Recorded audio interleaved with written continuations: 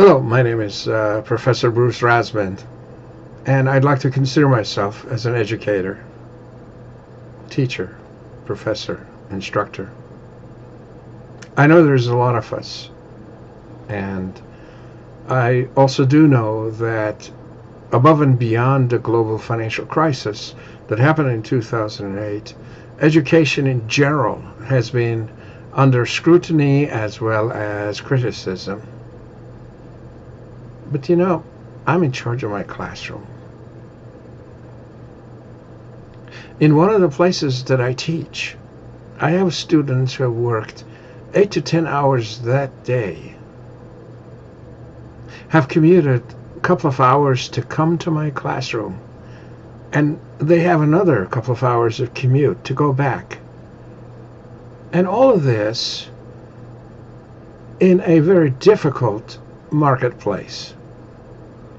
And generally, as far as American or global education is considered, this is one of the worst possible times.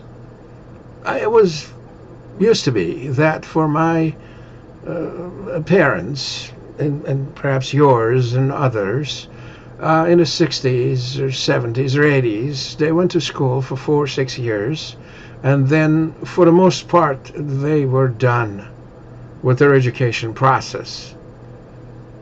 University education, in terms of our traditional universities, was looked highly upon and respected a great deal, which I still do. But what has happened is that we are now looking at just-in-time, lifelong, specific, marketable, and certifiable skill set, which literally changes from year to year. We are looking at not just our traditional universities, which they have their role to play, and there are times that they look to be more expensive of an investment that some of us can afford. But yet, if you're working, good for you. If you're not working, if you're unemployed, underemployed, unhappy with your job, this is your chance to go to your near community college, which is career focused, that would help you gain those latest and greatest marketable, certifiable skill set. As a routine, I tell my students that if you complete this particular course that I'm teaching you now, which is really based on many years of my experience and other people's experience, which is what the employer desperately needs, then by completing this particular course, you have experienced equivalent experience of 2 or 3 months of working in that particular field. Understand? And that is what works. That is what works with people who are excited and anxious to come to my class. And they are really eager to find out practical, reasonable, effective answers that they can go, in some cases, and apply next day to their job. This is what keeps them away from being in a layoff list. This is what helps them get promotions even in such a difficult market. Okay? The worst thing I saw in this years that I have been teaching is a student in front of my class, a 25-year-old professional who worked for a major corporation, tell me, Professor Rasband, you're talking about job and career and life satisfaction. You're telling us about the job you had in the 70s or 80s, that you could not wait to go to work.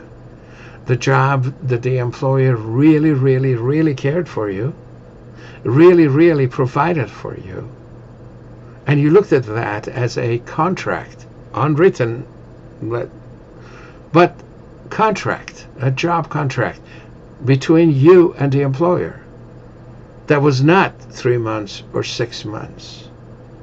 But now the way the market is, I'm happy if I get a job. I'm happy if I can keep it. And when layoffs and plant closures and offshoring happens, okay, I've lost a job. I take a few days, a few weeks, and then I would go back in the same job search situation that I had been for a very long time before that. There is no job satisfaction. I'm just struggling to survive. That made me very sad. In fact, I felt guilty because at some points in my career, I was very lucky to see job satisfaction that produced outstanding results for the company and employee. It was, by the way, the company that sent me to executive management classes at their expense. And it paid off because I came back as a better manager than I had before been. But nowadays, with budgets that are bare minimum and competition that's extremely stiff, and again, this global financial crisis has in some ways damaged the fabric of our society. The workplace has become, in some cases, unbearable.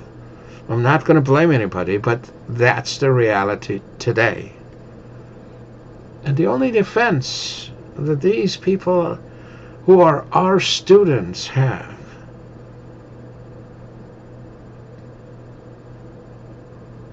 is our ability as educators to provide them with the best education we can. And we've got the tools today. In most of my classes, a 2-minute YouTube or a few minutes of Google search provides more information than 500 pages of reading of a textbook. I have Carly Fiorina, who is the former CEO of Hewlett-Packard, in a 2-minute clip very quickly tell my students why 70% of organization change fails. And she puts it very simply in a presentation at Stanford University. Look, change comes. Nobody likes change. We all want things to be the same way as they always were. And some organizations look at their own survival as the most prominent thing, and now everything is going to be different. That creates fear. As long as that fear is in the organization, employees and employers, you can't succeed unless, as a manager, you learn how to work with that in a win-win, consensus-building way. Of course, there are other ways as well. Let's go back to my student who challenged me. Professor Rasman, I don't understand what you're talking about, job satisfaction. Let's go back. I met with her by an accident some months later. But this time the tune was totally changed. Professor Rasman, I got a raise. And Professor Rasman, without me, this particular group can't function. Thank you. By the way, I still don't know what job satisfaction that you were talking about is all about. but at least I'm not afraid, and I'm producing. And I know that as long as I'm producing, chances are that I'll be successful in a company. That is the most rewarding thing that no paycheck could ever bring to me. And I know you, as educators, you have experienced the same. In a way, in a classroom and in an employee's or manager's day-to-day life, we are the most powerful source, and we can do and achieve outstanding results. That's not bad for a job, is it? Thank you.